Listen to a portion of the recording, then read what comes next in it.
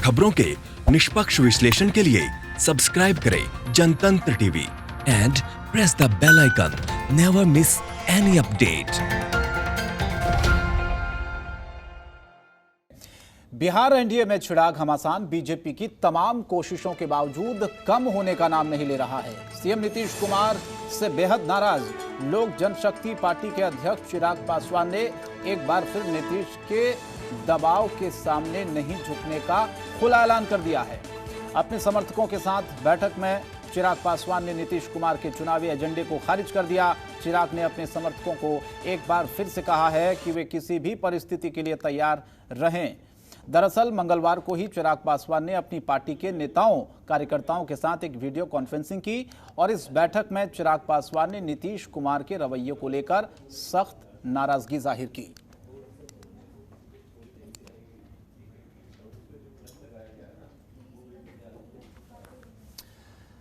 तो श्रीकांत हमारे साथ लगातार जुड़े हुए हैं बिहार से। श्रीकांत, एनडीए में हम देख रहे हैं कि घमासान मचा हुआ है। चिराग पासवान की नाराजगी किस बात को लेकर है?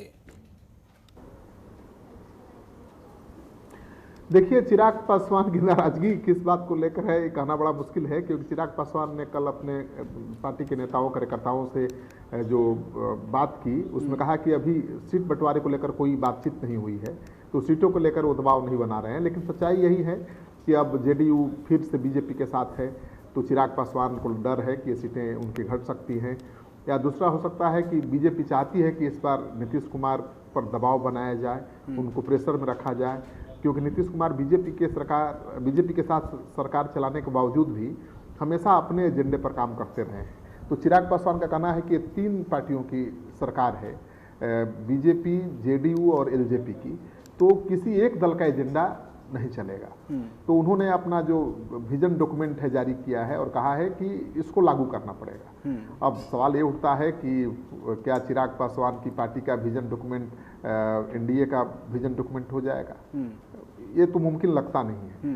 लेकिन फिर भी मुझे लगता है कि कोई बीच का रास्ता निकलेगा। चिराग पासवान एनडीए के साथ ही रहेंगे, लेकिन बीजेपी का उनको सहयोग मिल रहा है, मुझे लग रहा है, और इसी वजह से नीतीश कुमार के खिलाफ वो लगातार मोर्चा खोले हुए हैं। वो लगातार कह रहे हैं कि भाई दूसरे विकल्प के लिए भी तैयार रहिए, समीकरण बदल सकता है, गठबंधन बदल सकता है।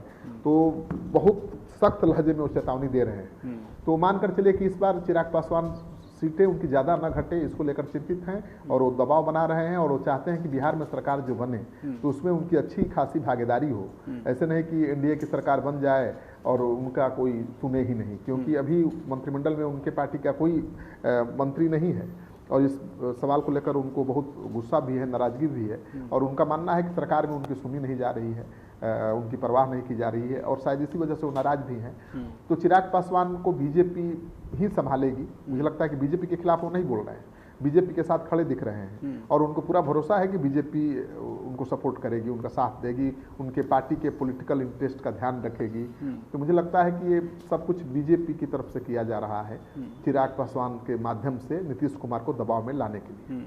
तो ये दबाव, प्रेशर पॉलिटिक्स हम श्रीकांत कह सकते हैं, और सीधे सीधे हम ये देख रहे हैं कि झुकने के लिए चिराग पासवान बिल्कुल भी तैयार नहीं है। उनके तेवर इतने सख्त हम देख रहे हैं, ठीक वो भी चुनाव से पहले।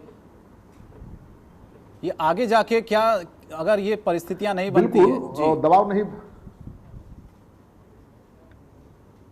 दबाव नहीं बनाएंगे तो उनकी सीटें कैसे बचेंगी?